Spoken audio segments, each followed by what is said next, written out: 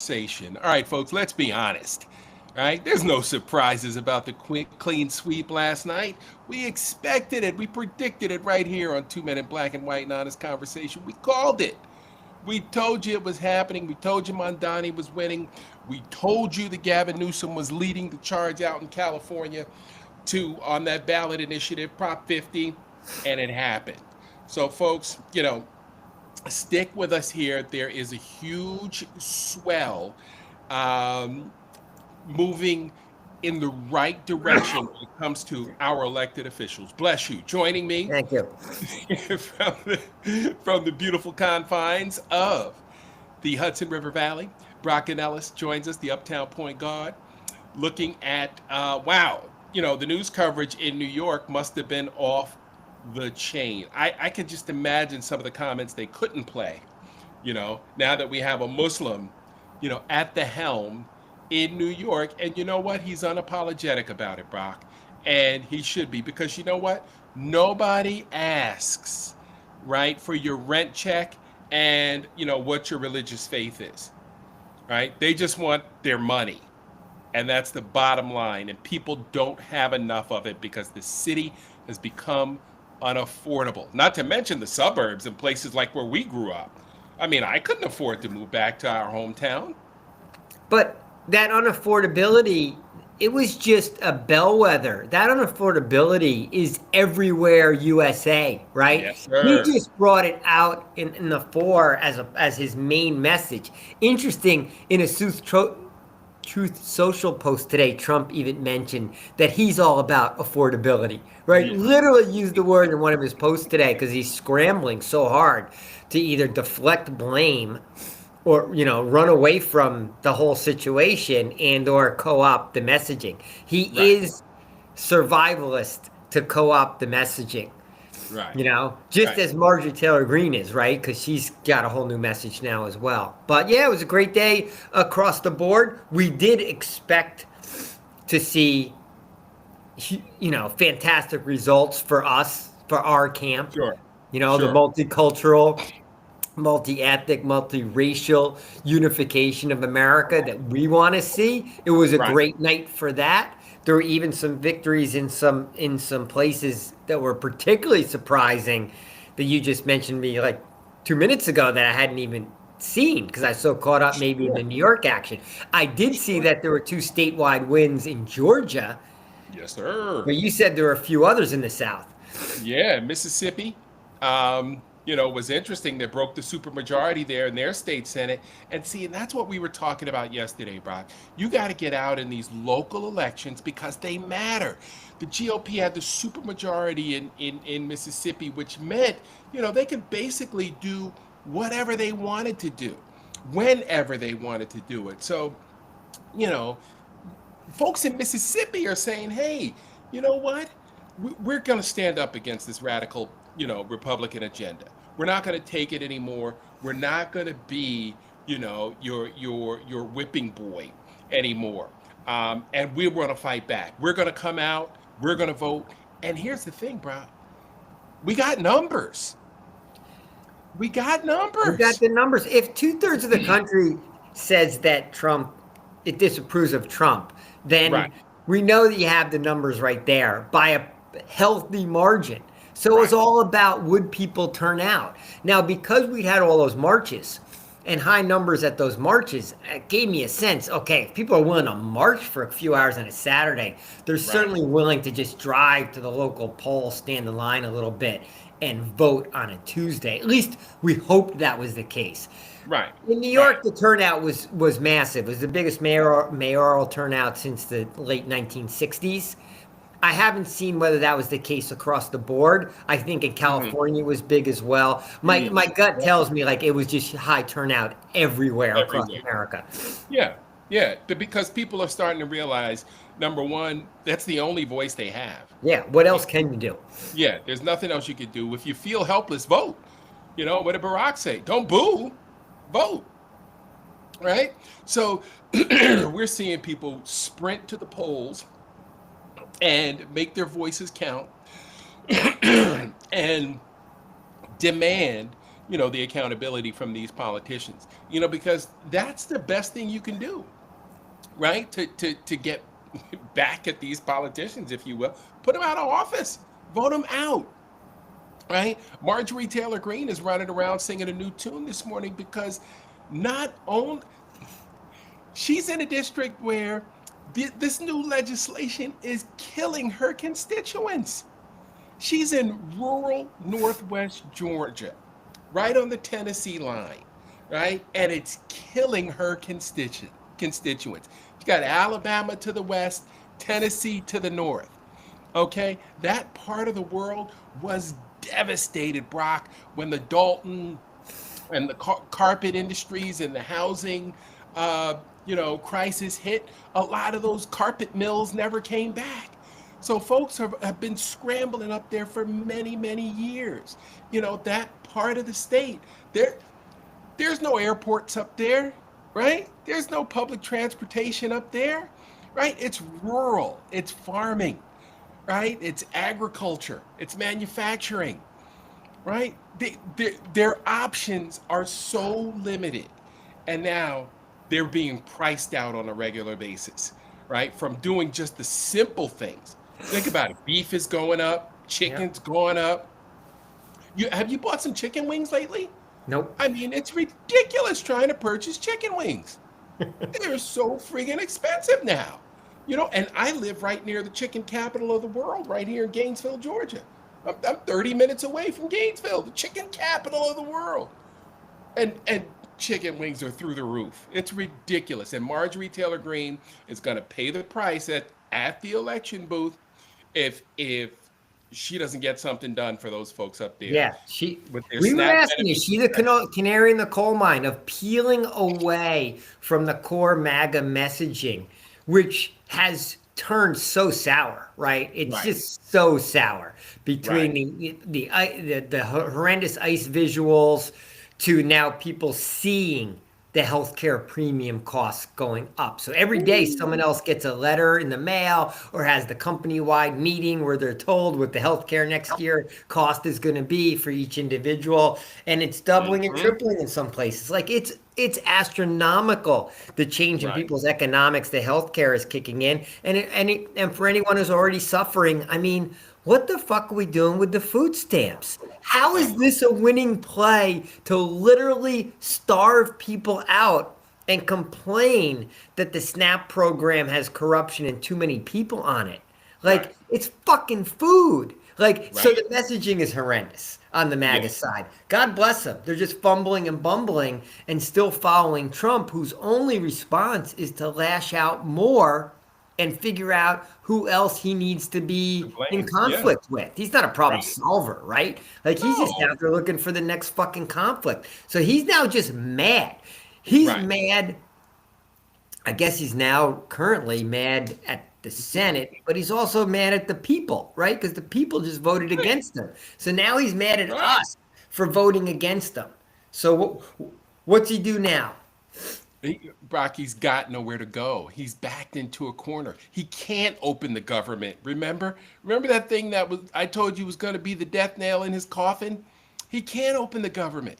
They won't even they still haven't sworn in the representative from Arizona, Graval. She's still floating around in relative obscurity because, MAGA Mike won't do what he's required to do by law. And it is a joke. It is an absolute joke that they would rather protect these prolific pedophiles, right, than feed America's children. That's what we're talking about here. Feeding America's children, protecting prolific pedophiles. Pick one, because the Republican Party has made their choice.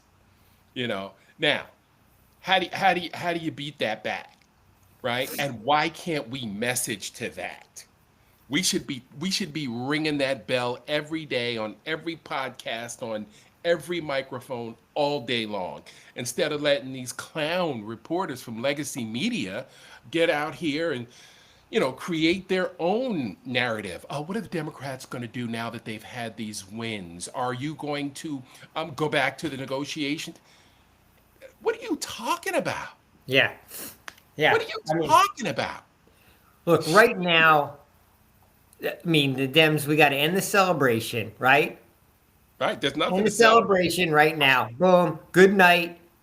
Made a really good statement. Kind of reinforced to each other that we are the majority, Yep. and that if there's free and fair elections, we We can will handle it. swing this country back to a better place. Right. But it's just almost like, as Trump terms, it's like an MMA fight, right? He's like down right now, like he's a little groggy, and we gotta Right. pounce on him. The left Yes. needs to be pounding the message home all day, every day, Yes. that on policies, on big picture stuff about vision of America, and on, as you said yesterday, and on the issue of restoring democracy, and get Right. out there every day knowing you truly do have the majority of the people behind you. But this is a Right. time to make more noise, not less. Press the advantage. Put MAGA world on the defensive. Make them Yep. answer to the policies that they're continuing to have in place. Yep. And Brock, we'll find out that once we do that, once we make that move, they don't have any You answers. don't have the answers. There's no good answers for starving children.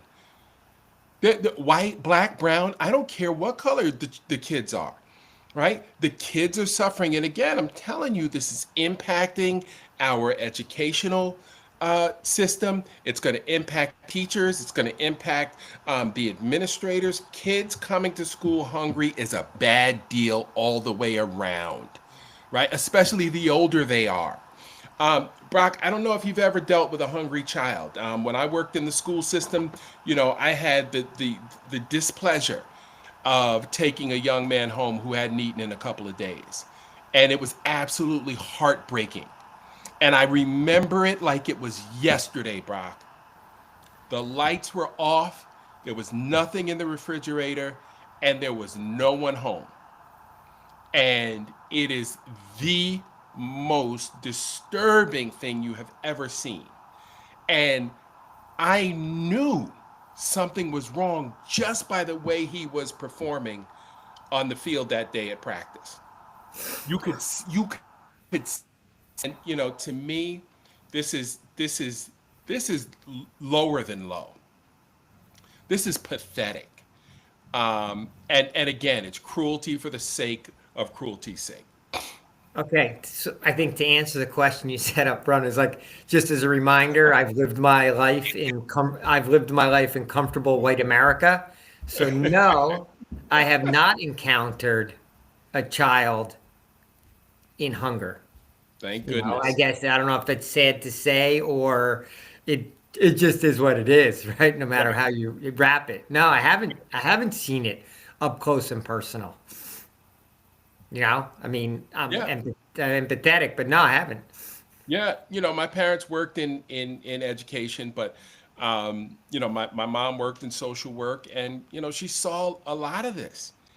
Working poor. That see, that's the thing that we need to drive home, to middle America, and upper middle America. There are people out here who are working and still can't make ends meet. And I'll never forget, one of the things we do every year at Christmas here in my family is we'll purchase Christmas for a family. You adopt a family for Christmas. And when we first started doing it, we were living in Michigan, and my sons asked, what do you mean they work and can't afford Christmas? What do you mean? I remember my oldest son asking me that. And I said, they're not making enough money. And he just had this puzzled look on his face. Like he thought everybody with a job, went to Disney and, had an awesome Christmas and, did the things that our family was doing. Right.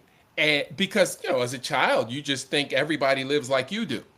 Right. But then once you expose them, to other conditions and other experiences, you know, with this is within our community. I didn't have to drive far, right, to adopt a family, that was struggling, which is the issue. And it's only gotten, that was 98, 99, 2000.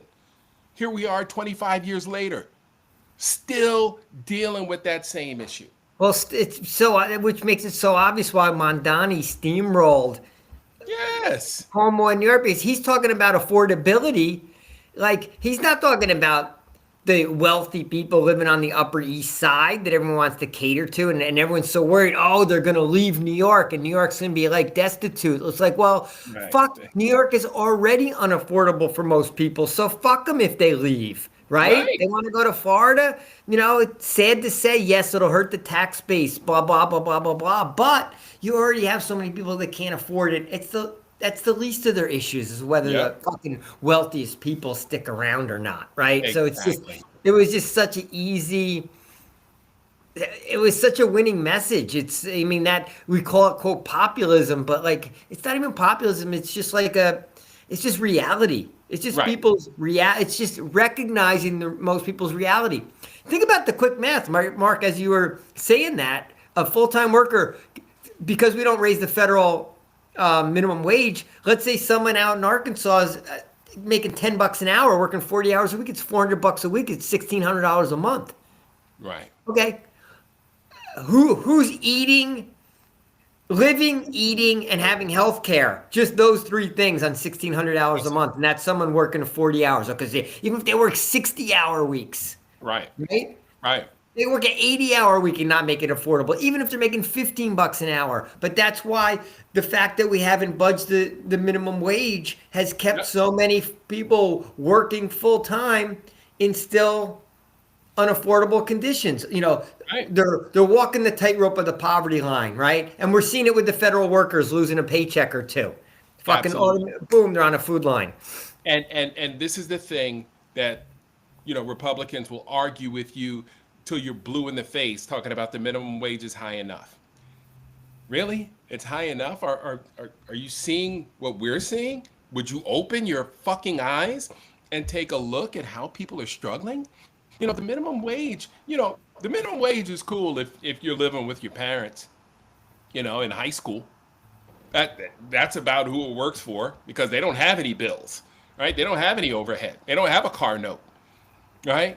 But once you get out here in the real world, right? Georgia Power don't give a brother lights free. It's not happening. Yeah. And the rubber has to meet the road. We've got to say to these politicians, you've got to go, because you're not interested in protecting the American dream. I'm working. I'm doing the things I'm supposed to do. I'm a law-abiding citizen. I'm trying to follow all, the road markers to success, but yet I still can't afford a home. The voters just are saying change the policies, right? That was the message yesterday. Change the Yes. policies, right? Yes. Only the elected officials can do that. Okay, Right. we're gonna elect people who are gonna change the policies. Yeah, I saw something. There was what state was it? I'm gonna have to do my homework again. One of the states where they even raised the state taxes to fund meals in schools, and I'm like, absolutely. Why not? Absolutely. That's a policy that made, while, fucking Trump is cutting SNAP benefits, one of the states had that as that was one of their special propositions on the ballot yesterday. Right. So we know how to fix the problems of America. Yes, sir. We've just never been willing to do it. And well, there's a certain swath of people who have never been willing to do it. Right. And they've had power, enough of the levers of power to keep it from happening. And We've that's always said that, Trump swung the pendulum so far to the right on so many issues that maybe if we win this thing back, we can swing it further, right. To the left and to, a fairer society than we've ever had. Maybe. Right. Yesterday was felt like a step in that direction. But we gave away yesterday, right? Mainstream media is already saying like the Democrats still don't have a message, and Spamberger's saying one thing, and Mandani's much further to the left. And my takeaway now is like, don't don't Hold on care. a sec. Don't Yeah, care. Not everyone has to agree on every single issue. We'll find common ground. It'll certainly be better than what fucking MAGA's bringing to the table. but Brock, Spamberger, Mikey Sherrill, and Mondani are all talking about affordability. What are you talking about? Look, Northern Virginia, one of the most expensive, places to live in America, in the entire US of A. Right? New York City, one of the most expensive places to live in the entire USA. New Jersey, a bedroom community of the people who work in New York City, one of the most expensive. You try to move to Fort Lee, Brock. You tell me Fort Lee, New Jersey, northern New Jersey, right there next to the bridge, the George Washington Bridge is affordable. Right? Some of these northern Montclair, New Jersey. Yeah, not at all. Some of these beautiful communities right off the Garden State Parkway. You tell me those are affordable communities, right? They're affordable, yeah. If you got a two-parent high six-figure income, houses are 600,000, 700,000 on the low end in those places. On the low end. I mean, they're all saying the same thing. But the mainstream media is bet. You know how much money they're making because people want to tune in to see what the latest dumb shit that Trump has said. I don't know, man. After the money. After Sunday night's 60 Minutes performance, I mean, is tuning into Trump of interest to people in the same way it used to be, or is the act getting tired? Bro, I don't know why it would be. That shit was a train wreck. Right? And anybody within 50 feet. And he was pissed off because they edited so much of it. Imagine what fell on the cutting room floor. We might have heard more about the, shoot him in the legs. What was the defense secretary who said, yeah, can't you just kind of shoot him in the legs? We might have heard more of that crap because this guy is totally off his rocker. He's not stable. He has no plan. There is no plan right now, Brock. There can't be a plan because the plan. If you open up the government, you're going to be forced to swear in the Arizona representative, right? And you can't have another. If you're Donald Trump, you can't have another free and fair election because you're going to get smoked. And think about it, Brock. This is a lame duck president. He shouldn't be able to get anything through. Anything. We're not going to see him again after 2028. Well, we better not see him again. And 26, I know it's a year and a day away, but you know what? We've got to get to the polls in numbers like we've never been out before. I mean, I don't see how Trump allows a fair election after the one he just saw. I can't see how he allows it. No way, brother. The difference now between the past is, I think, is Trump's mental decline. Like he doesn't have the capability to shift the message, but he's gonna try something. Oh yeah. What do you think it's gonna be? I'm still going with your theory of him trying to tamp down uprisings. With his. I think it's just going to get crazier and crazier with the shutdown, right? And then, he's got the National Guard troops in civil unrest training. Yeah. He's declared martial law. Everything. He's going to amp up ICE. He's going to amp up domestic turmoil in hopes of creating the crisis that allows him to shut things down. Which means we're still going to end up needing to be out on the streets, right? Which is going to be very dangerous. It's still going to be dangerous. Yesterday was nice, but it's now we're 365 days away from the next election if it were to happen, and it's still going to get there. America's getting more dangerous. And as I said yesterday, when we thought Trump was going to take a loss, which he took, a beat down, that. Trump's more dangerous after he's lost because now He'll do Now he's anything to stay desperate. in power. So he's desperate. So now he's a trapped animal. So now things are going to get, amped up and scarier. So hopefully we learned a lesson from voting that it's going to take big numbers. We have to Right. be out there supporting each other in big Right. numbers. I think we've learned the lesson that you have to fight every fight Yep. and you can't capitulate, and certainly not in Yep. advance. But we're going to have to. There is a protest going on in D.C. right now around the Washington Monument, which is fantastic. It's like an Occupy D.C. thing going on. Seems very organic. But there's going to have to be more and more shows of solidarity. And like you Yeah. said, you felt things felt a little unified yesterday. Yeah. Woman winning statewide in Virginia, Mondani. It just definitely had Yep. a The lot of Detroit different mayor. colors, sizes, and shapes Yep. winning yesterday. Yeah. Don't forget the Detroit mayoral race. We have a black female there. So, Oh, Asian female in Detroit, in yeah, Boston. black female in Detroit, yeah. Yeah, the Asian woman in Boston won re-election. So, look, that's what we've been calling for, right? That multicultural, multi-ethnicity coalition, of folks who want a more fair, more just America. And it's not a pipe dream, Brock. And that's the thing that I wish that, these 83 billionaires could. I mean, how many fucking yachts can you water ski behind? Like I don't get it. Like how much is enough for you? You've already done really, really well, right? Like that's not enough. You need more, right? Like we can't just get by with 50, 75, 100 million dollars, net worth. I mean, come on.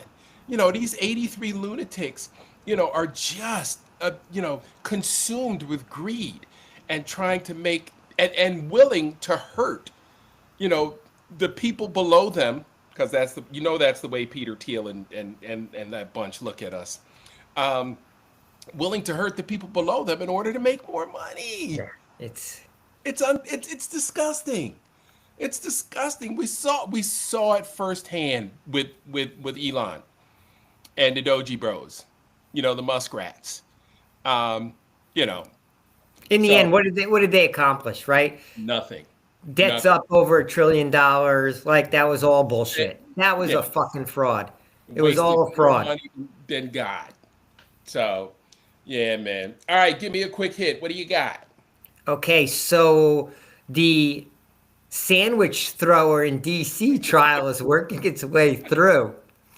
And the defense has come out and poked holes in the prosecution based upon the officer who had the hoagie thrown at him because he said both the hoagie hit his vest and splattered and he had onion and mustard, but also said that the hoagie landed on the ground intact in its wrapper. How could both things be true? So Ah, the quote going out is sort of like, if the bun don't split, you got to acquit. But the lunacy, got it. that is what the resources of the Department of Justice are spending their time on in Washington, D.C. after all Now, that talk of how we had to crack down on crime. This is the big trial that's come out of all of it. And the right, ICE agent coming across like such a wimp complaining that some mustard, and I think it was like, oh yeah, and later in the day I noticed a piece of onion had actually landed on my sleeve. Like oh that gosh, that's the big unrest that needed to be cracked down. And the fact they right. let this trial go on as a mockery, it's like Shakespearean, like, they Such have the foolishness going on the side, so there's some laughs amongst the right, tragedy. It's just right. fucking And absurd. it's insane. And if the legacy media was on their job, they'd be making fun. Back in the day, we would have made a mockery out of this trial. When legacy media was about advocating for the little guy back in the 90s, late 80s, we would have made a mockery out of this trial. We would have put like a feature reporter on it, to reenact the whole, there would have been the whole reenactment, right? The hoagie in slow motion, right?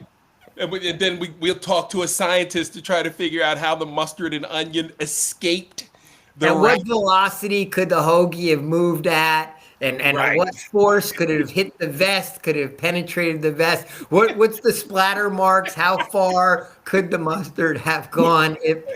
I mean, it's like he had a lethal weapon. It just boggles my mind with all that's going on in the world that they allowed that try. And that just gets me back to the point, like MAGA has so lost the message. Yep. Right? Yep. It's like the Christy Nome shooting a dog. Like, you're so stupid. Why are you Right. talking about this? Why are Right. you allowing this trial to go forward? Like, they've lost the narrative. I don't think they can get it back because I think Trump is too demented to Right. help them get it back. Right. But He's too they totally demented, lost it.